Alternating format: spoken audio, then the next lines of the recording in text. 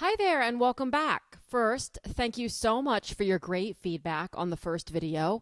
I received many emails with great questions and comments that not only reinforced how many people want to publish a book, but also my belief that the overwhelm created by questions about how to move through the process is real.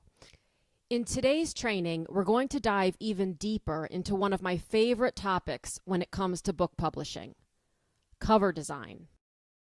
I've received so many questions over the years related to this topic, and to be honest, discussions around it can elicit strong opinions. The fact is, the design of a book cover is both an art and a science. As authors, we must think of it in both ways in order to end up with a cover that we love, which is essential, as well as one that's effective at intriguing and therefore grabbing the attention of potential readers. The days of wandering through a bookstore and grabbing a book off the shelf because you're captivated by its cover are, well, not over per se, but dwindling. Nevertheless, with the emergence of social media platforms, some of which are all about images, hello Instagram, effectively marketing books visually is more important than ever. If you think that your cover will only be represented by a tiny thumbnail on Amazon, it's time to think bigger. Much bigger.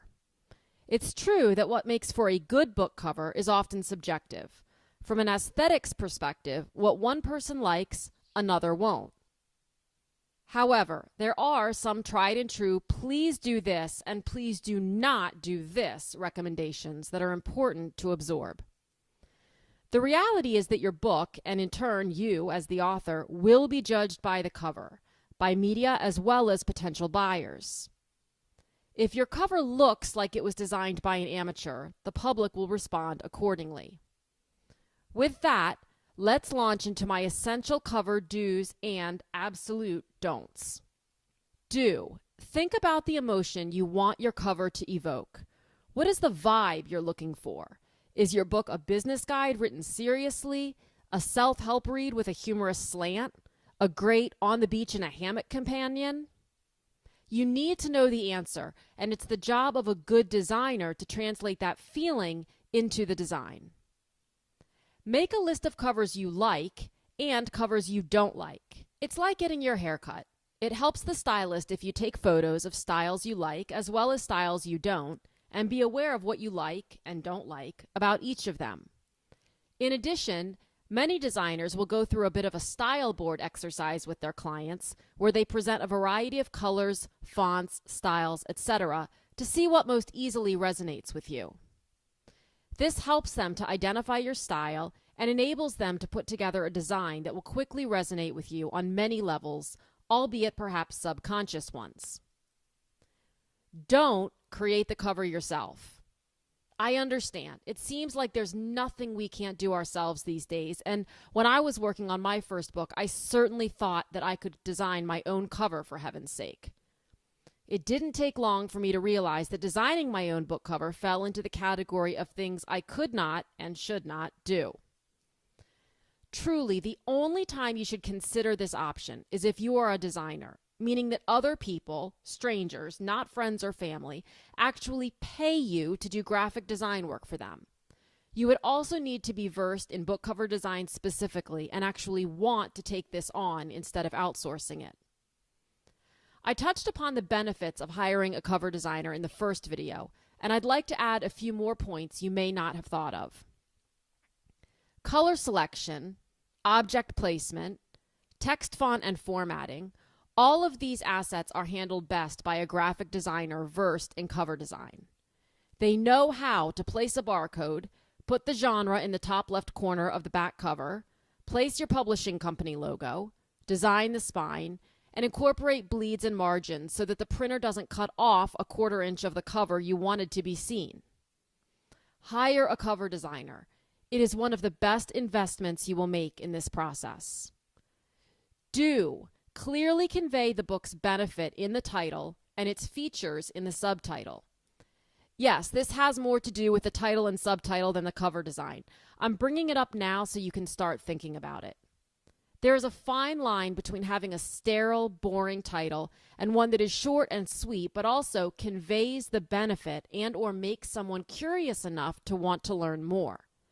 Evoke Curiosity. Examples are You Suck at Drinking or The Life-Changing Magic of Tidying Up.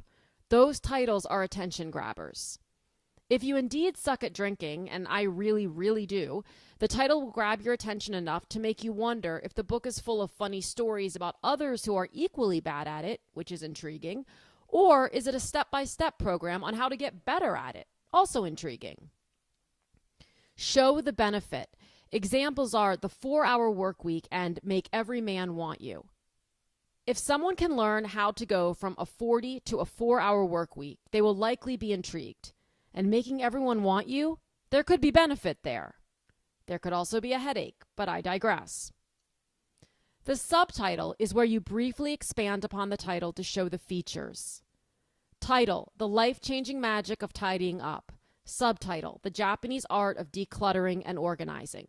The word life-changing, while a bit dramatic and overused, is attention-grabbing. What seals the deal is that so many truly want to declutter and organize our lives. If the book were simply about decluttering and organizing, it might be compelling. But the fact that the author is introducing a secret, culturally specific art to the process is intriguing. Title, The 4-Hour Workweek. Subtitle, Escape 9 to 5, Live Anywhere, and Join the New Rich. Title, Make Every Man Want You. Subtitle, How to Be So Irresistible You'll Barely Keep from Dating Yourself. You Suck at Drinking has a ridiculously long subtitle, being a complete guide to drinking for any and all situations in your life, including but not limited to office holiday parties, weddings, breakups and other sad times, outdoor chores like deck building, and while in public, legally and illegally. The subtitle is, in this case, so long that it's not actually a subtitle, but instead a summary of the book that showcases the book's wit and features all in one. It's not an approach that would work for every book, but in this case, it works brilliantly. Side note, I just put You Suck at Drinking in my Amazon cart. Don't overlook the value of or mistake the point of your back cover copy.